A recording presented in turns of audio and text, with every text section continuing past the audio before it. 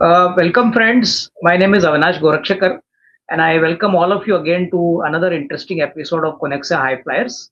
Friends, as all of us are aware, we introduce emerging companies from emerging sectors, and we make it a point to talk to the promoters and the top managements of such companies. This helps us understand the companies better in terms of their business model, their growth journey, their future growth plans. We talk to the promoters and understand their aspirations about their future growth, and in this process, a lot of valuable information is available from the promoters. And friends, today we've got another interesting opportunity to discuss today.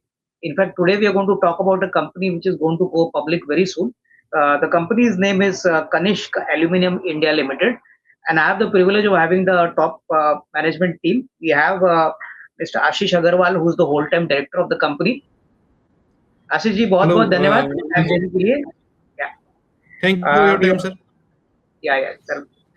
We also have Mr. Nitin Pandya, who is the Chief Financial Officer, CFO of the company. Nitin ji, आपको भी बहुत बहुत धन्यवाद time देने के लिए. Good morning, sir. Thanks a lot for inviting us.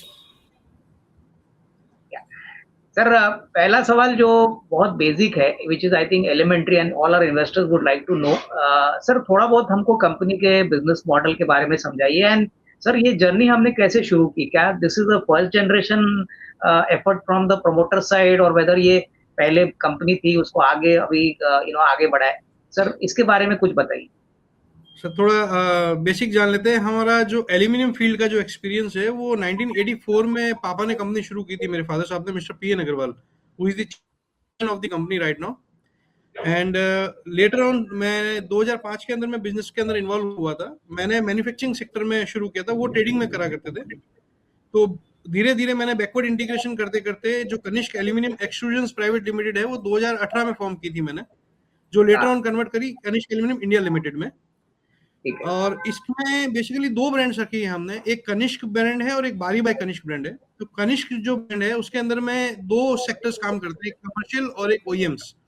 तो commercial के अंदर में जो होता है, जो कमोडिटी मार्केट टाइप जो कह सकते हैं, मार्केट में जनरल जो बिकता है एल्यूमिनियम, तो वो हो गया कमर्शियल सेगमेंट. ओईएम सेक्टर्स के अंदर में जैसे आप सोलर पैनल्स हो गए, सोलर पैनल के जो फ्रेम लगता है, रोबोट्स में लगते हैं, हीट सिंक्स, इलेक्ट्रॉनिक्स, ऑटोमोबाइल्स में लगता है, ये सारे ओईएम सेक्टर्स में आ गए.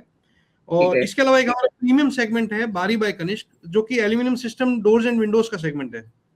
तो उसमें हम काफी अच्छी कंपनीज के हम compete करते हैं, लाइक इंडियन भी, जापानीज भी और जर्मन भी. तो वो हमने ब्रांड लॉन्च किया बारी बाय कनिष्क. ये थोड़ा ओवरव्यू समझ गया. आशीष जी, मुझे बताइए कि मोटा मोटी हमारी टोटल इंस्टॉल कैपेसिटी कितनी होगी, और ब्रॉडली हमारा कैपेसिटी यूटिलाइजेशन पिछले 1-2 साल से कितना होना चाहिए? मेरा install total capacity is 4200 metric tons per annum है, और अराउंड 60 to 65% हम आज की तारीख में यूटिलाइज कर रहे हैं. लाइक अपन ये कह सकते हैं कि FY25 के अंदर हम 60 to 65 यूटिलाइज, 60 का यूटिलाइज कर रहे थे. इस साल हम समझ रहे हैं 65 प्लस यूटिलाइज हो जाएगा. ठीक है. अच्छा आशीष जी, एक बात बताइए. मोटा मोटी आपने बोला कि आप इंडस्ट्रियल कस्टमर्स, फिर बेसिकली ओईएम सेक्टर को भी, सेगमेंट को भी केटर करते हैं. तो मोटा मोटी हमारे कितने एसक्यूज होंगे, और अगर थोड़ा सा हमको इजी तरीके से आप समझाएं कि एक्सट्रूजन में क्या क्या प्रोडक्ट की कैटेगरीज हम सप्लाई करते हैं, यानी both industrial as well as OEM. Okay, तो एक्सट्रूजन्स के अंदर में सर अपन एसकेयू की बात करते हैं. तो एसकेयू, अब बारी के अंदर में बात करूं तो 200 के आसपास एसकेयू होंगे. कनिष्क में जैसे दो सेगमेंट मैंने बोला था, कमर्शियल और एक ओईएम्स. तो ओईएम्स के अंदर में लगभग 100 एसकेयूज होंगे, और कमर्शियल के अंदर लगभग 3000 एसकेयूज होंगे. अच्छा, ओके, ठीक है. तो काफी बड़ा एसक्यू बेस है आपका, यानी बेसिकली मिला के.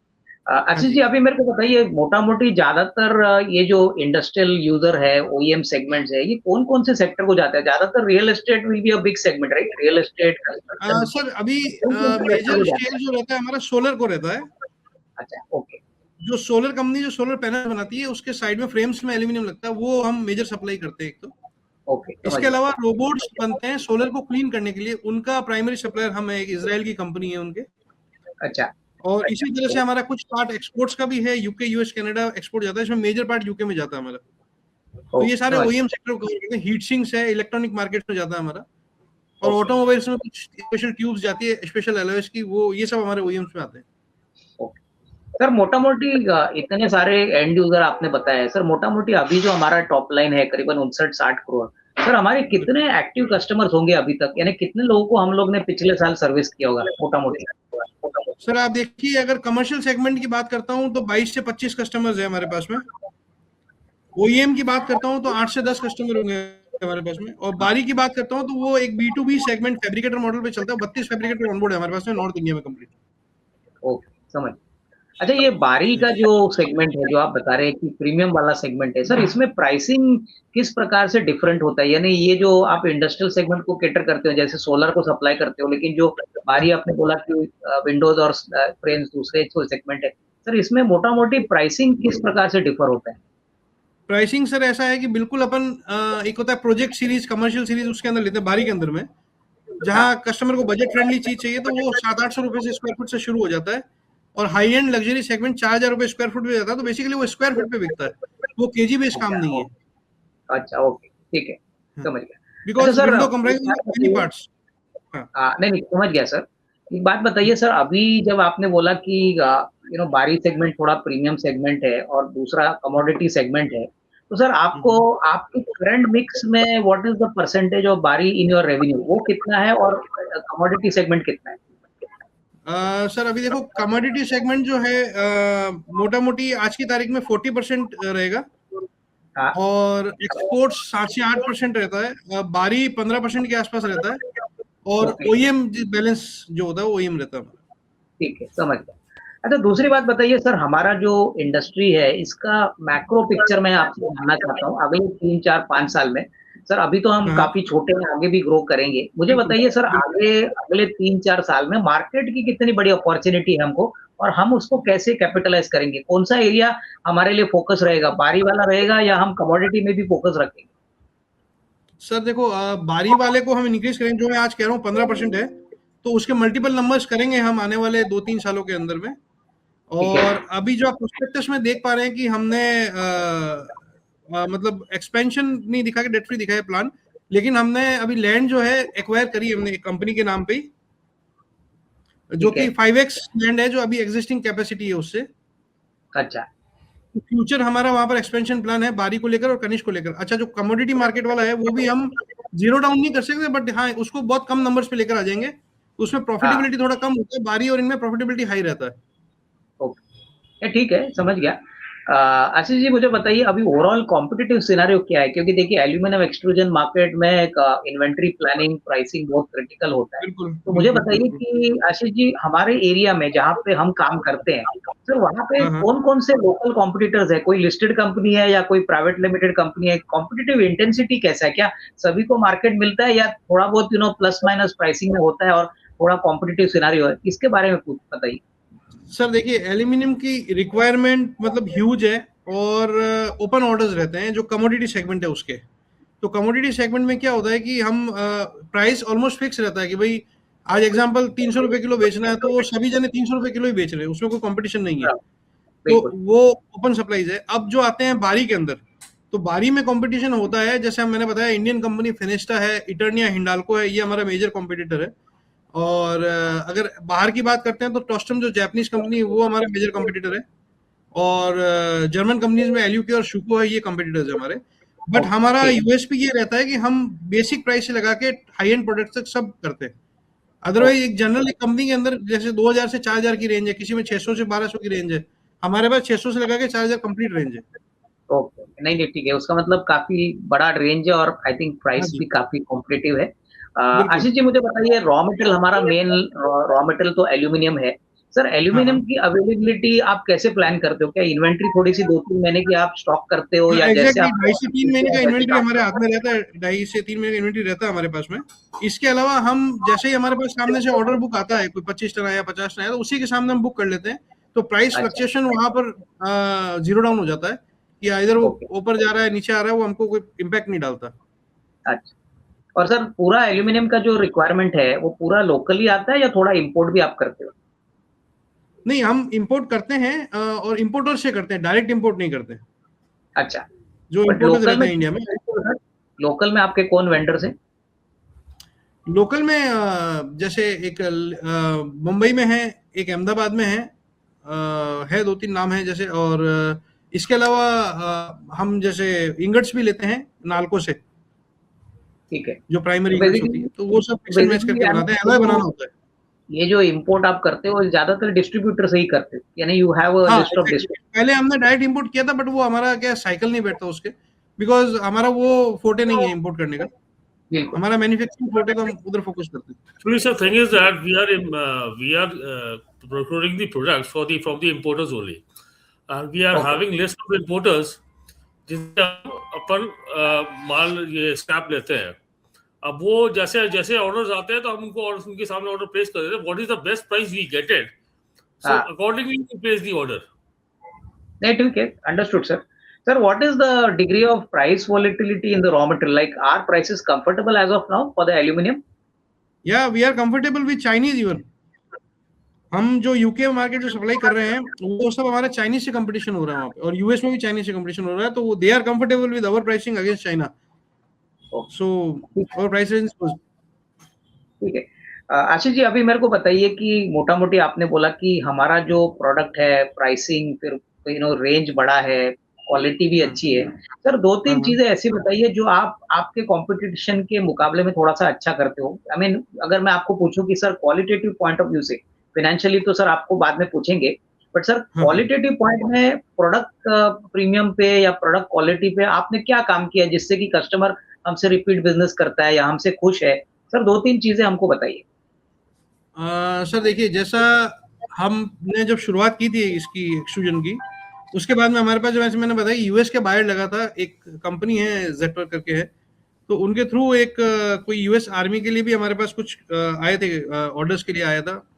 तो वो टाइम पे हमारे सिस्टम डेवलपमेंट बहुत हाई टेक्नोलॉजी पे आ गए थे, मतलब जितना क्वालिटी टीम को रखना, किस किस पोस्ट पे चेक करना, तो वो एक बहुत अलग लेवल पे है, जो कि सेकेंडरी कंपनी में इंडिया के अंदर में बहुत कम देखने को मिलेगा आपको। तो quality wise we are very much conscious in each and every lot we provide. ठीक है, तो I ये आप would like to say that we are having zero dependency over any other company. Yeah, this is कि also the हमारे point that we have all everything in-house manufacturing, like die बनाने से लगा के extrusion, powder coating, sublimation, anodizing, सब कुछ in-house है। तो हमारा डिपेंडेंसी बाहर का मार्केट का नहीं है, और quality we can manage. And we can manage the quality. We are having a good team for quality checks and all. बिल्कुल। Sir, Nitin ji, now little bit about the financials. Sir, you are seeing that last 3 years sir आपका top line जो है ना हमारा, वो मोर और less 58-59 crore है, लेकिन इस साल प्रॉफिट काफी अच्छा बढ़ा है। Profit has almost double to 3 crore. Sir, first of all tell me sir, what was the main reason for this top line growth to remain flat, and secondly profit का बढ़ने का कारण क्या है? सर, थोड़ा बैकग्राउंड अपन देखेंगे कंपनी का। The company was actually business was started by mister PN Agarwal uncle in 84. So initially we had developed the market. उन्होंने मार्केट डेवलप कर लिया, स्लोली बैकवर्ड इंटीग्रेशन के हिसाब से अपन आगे बढ़ते रहे। तो अगर आप फर्स्ट ईयर की देखेंगे तो हमारा जो तीनों का टॉप लाइन है वो बराबर इसलिए है क्योंकि मार्केट ऑलरेडी एस्टैब्लिश था। We have started the company, तो we are having the buyers with us. तो इनिशियली अपन ने फोकस जो हुआ वो अपना कमर्शियल सेगमेंट में हुआ। तो उसके लिए उसके बाद we gradually move to OEMs then to बारी। तो टॉप लाइन हमारा बराबर रहा, लेकिन एज वी इंट्रोड्यूस ओईएम्स बारी, तो अपना जो ईबीटा मार्जिन है वो ग्रोथ में रहा उसका। नहीं, बट अभी फिलहाल जो फर्स्ट 6 मंथ्स का नंबर है वहां पे देख रहे हैं कि सर नंबर्स करीबन 29 से 30 करोड़ है। प्रॉफिट आफ्टर टैक्स इज रफली वो सर 6 मंथ का नहीं, 5 मंथ का है सर, अगस्त तक का है। 5 मंथ्स का है सर। हाँ, तो सर आगे का road map, at least without giving numbers, Ashish ji आप बताइए, आपको क्या लगता है कि इस साल किस प्रकार का ग्रोथ आना चाहिए? नंबर मत बताइए, बट ओवरऑल मार्केट में आप बहुत अच्छा ग्रोथ देखेंगे पिछले साल से, मतलब ये डेफिनेटली बहुत अच्छा प्लस करेगा। उसका रीजन ये है, जो आप 3 साल का मैं जवाब देता हूँ आपको, कि हम उसमें इसमें क्या होता है, डाई बनती है एक्चुअली, डाई में टाइम लगता है, 1 महीने के अंदर 50 से 60 डाई बन सकती है। तो हमने एक कमर्शियल से हटके ये चाहा कि भाई ओईएम और बारी में आ जाए कि उसमें मार्जिन हाई है, तो हम उसमें डाई बनाने में हमारा जो टाइम लगा, तो पीछे बैकएंड में ये जो चल रहा था सेल्स कमर्शियल का, वो स्टैग्नेंट चल रहा था, मतलब 60 CR के अराउंड ही चल रहा था। So now if you calculate according to the run rate also, ये थोड़ा अच्छा करेगा। और पीछे वाले फिगर्स में आप देखेंगे कि हमारा जो लास्ट क्वार्टर होता है जनवरी फरवरी मार्च का, वो हमेशा हाई एंड साइड में रहता है। ठीक है, समझ गया। सर अभी थोड़ा बहुत आईपीओ के बारे में बताइए Ashish ji. We are going public, so इस what is the kind of money we are going to raise from the market, और सर किस पर्पस के लिए हम पैसा उठा रहे हैं? जैसे सर इसमें लगभग हमारा एक डेट रीपेमेंट रहेगा, एक मेजर जो पार्ट होगा इसका, जीसीपी रहेगा, जनरल कॉर्पोरेट पर्पस। तो ये है टोटल आईपीओ का स्ट्रक्चर। बट इसमें कोई मैन्युफैक्चरिंग कैपेसिटी ऐड करने में पैसा नहीं जाएगा? इसमें सर एडवर्टाइज ऐड होगा, लेकिन उसमें कैपेक्स अभी हमारे को रिक्वायरमेंट नहीं है उस चीज में। हमने जो लैंड एक्वायर करी है वो एक्सपेंशन के लिए ही करी है, जो 5x। अभी हम 4000 स्क्वायर मीटर पे काम कर रहे हैं, 20,000 मीटर लैंड लिया हमने, अराउंड 20 करोड़ का लैंड है वो, और वो भी सब्सिडाइज रेट पे। वैसे मार्केट वैल्यू उसकी 40 CR है। तो ठीक है, आप बता रहे थे कि सर आपका कैपेसिटी यूटिलाइजेशन करीबन 65-70% है, राइट? एग्जैक्टली। सर आने वाले एक साल में होपफुली यूटिलाइजेशन लेवल बढ़ता है, तो उसके बाद आपको कैपेसिटी एक्सपेंशन की जरूरत लगेगी? हाँ बिल्कुल लगेगी, बिकॉज कैपेसिटी का मतलब सिर्फ टनेज नहीं है। उसके अंदर क्या होता है, 6 इंची की प्रेस आती है, 4 इंची की प्रेस आती है, 5 इंची, तो डिफरेंट मार्केट को कैटर करती है। अभी मैं यूएस मार्केट में अपना परसेंटेज बहुत कम दे पा रहा हूँ, बिकॉज उसके लिए मेरे को 2500 टन का प्रेस चाहिए। नहीं बिल्कुल, मैं वही बोल रहा था, आपको प्रेस की जरूरत लगेगी तो एक साल के बाद तो आपको लगनी चाहिए ना। एक साल के बाद 1.5 साल के बाद हमको कैपेक्स चाहिएगा। 1.5 साल, अभी 18 महीने कोई कैपेक्स नहीं है, बट 18 महीने के बाद हमको चाहिएगा, बिकॉज हमको बाउंड्री वॉल बनाकर मशीन ऑर्डरिंग वगैरह वो सब लग जाएगा 1.5 साल। और सर अभी जब आपने बताया कि आपको 18 महीने के लिए कोई कैपेक्स लगेगा नहीं, बट बिजनेस में सर वर्किंग कैपिटल साइकिल कितना लंबा होता है हमारे लिए? हमारा लगभग एक 45 to 90 डेज होता है, तो एवरेज में आप 60 डेज कंसीडर कर सकते हैं। अच्छा, और ये सारे जो अभी कस्टमर्स है, ये तो डिस्ट्रीब्यूटर से ही होते हैं, तो ज्यादातर B2B वाले सेल्स कस्टमर्स ही है आपके, राइट? मैक्सिमम B2B सेल्स होता है, राइट। अच्छा सर, दूसरी बात बताइए कि हमारे धंधे में लॉजिस्टिक कॉस्ट और पावर कॉस्ट वो कितना ज्यादा होता है? यानी what is the contribution of power and logistic cost in our entire cost of production? Like अभी आप पावर की बात करेंगे तो मैं लगभग बोलता हूँ 8 रुपए किलो रहेगा, तो अब आप 350 रुपए किलो पे 8 रुपए किलो, अराउंड 2-2.5% के आसपास पावर कॉस्ट रहता है। और लॉजिस्टिक कॉस्ट तो 3 से 4 रुपए किलो, मतलब एक नॉर्दर्न रीजन की बात करता हूँ मैं। अभी साउथ और वेस्ट में आ जाऊंगा तो वो अलग चीज हो जाएगी। तो वो अराउंड आप समझ लीजिए 0.5-0.75% लॉजिस्टिक्स कॉस्ट रहता है। तो ज्यादातर कस्टमर जितने नजदीक होंगे उतना अपने लिए अच्छे हैं, राइट? नियर बाय रीजन में रहेगा, बाहर होंगे तो वो ओईएम रहेंगे। हम जो साउथ में वेस्ट में कैटर करते हैं, ओईएम्स वाले कैटर करते हैं, जिसके अंदर मार्जिन सही होते हैं हमारे पास। जो हमारा कमोडिटी सेगमेंट है वो हमारे नियर बाय रहता है। अच्छा आशीष जी, एक बात बताइए, ये धंधा बेसिकली क्या ऑर्डर बुक ड्रिवन पे मॉडल पे चलता है, या रोलिंग ऑर्डर्स आपको रेगुलरली हर महीना कस्टमर देता है? किस प्रकार से होता है कि कुछ इंडस्ट्रीज ऐसी होती हैं, जैसे मैंने बोला सोलर को देना है, अब उसको भी अपनी फैक्ट्री चलानी है, उसको रेगुलर मटेरियल चाहिए, उसके फिक्स वेंडर्स है, जैसे 5 वेंडर्स है, एक वेंडर से 100 टन लेगा, उससे 200 टन लेगा, तो वो हमारे पास ओपन पीओ रहते हैं कि भाई वो रेगुलर हमको बनाकर बेचना ही बेचना है। इसके अलावा ऑर्डर ड्रिवन जो है वो बहुत कम पार्ट है, वो जैसे बारी का छोटा मोटा पार्ट वो एक ऑर्डर ड्रिवन रहता है, कुछ B2C का पार्ट होता है वो, और कमोडिटी भी ऑलमोस्ट चलता है, तो ऑर्डर ड्रिवन बहुत ज्यादा वैसा नहीं है, मतलब एवरीडे ऑर्डर आता है और जाता है, तो ये सिस्टम यही रहता है इसके अंदर। ठीक, समझ।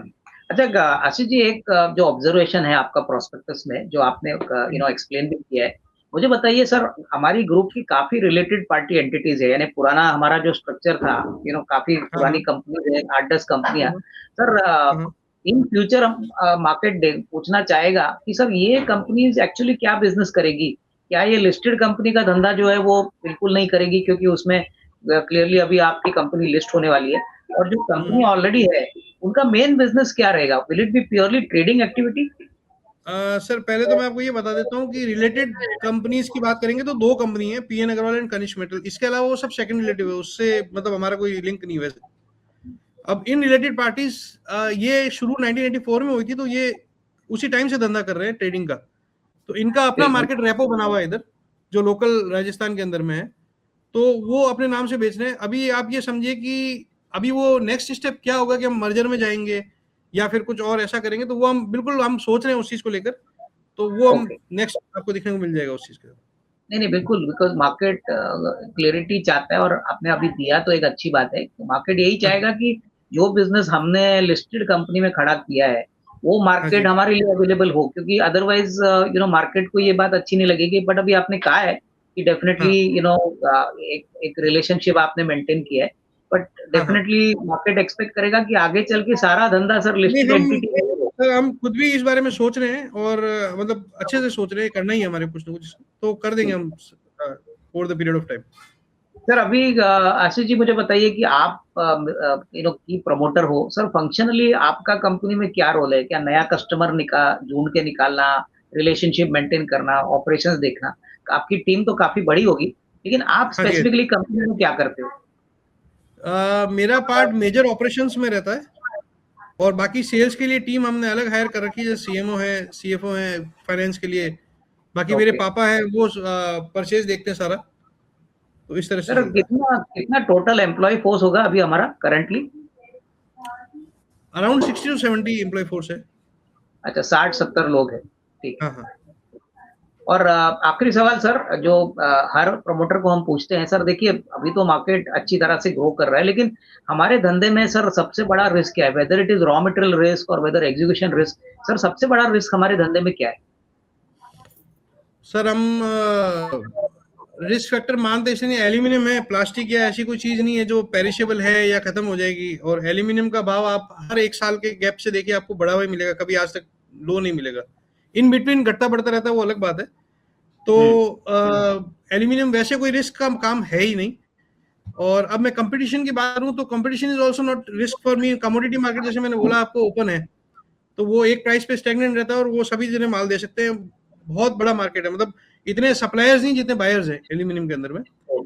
और अगर थोड़ा बहुत रहता है तो बारी का थोड़ा कंपटीशन होता है, उसमें 1-2% ऊपर नीचे कोई उसके अंदर रिस्क वाली कोई बात है नहीं उसमें, तो दैट इज फेयर कंपटीशन, उसमें कोई दिक्कत नहीं है। ठीक है, आई थिंक सर अच्छी जानकारी आप दोनों ने हमको दी सर, अच्छा लगा आप दोनों से बात करने को। सर मेरी तरफ से आपको, आपकी पूरी मैनेजमेंट टीम को बहुत बहुत बेस्ट विशेस, और सर पब्लिक इशू के लिए भी बहुत बहुत धन्यवाद। Thank you very much sir.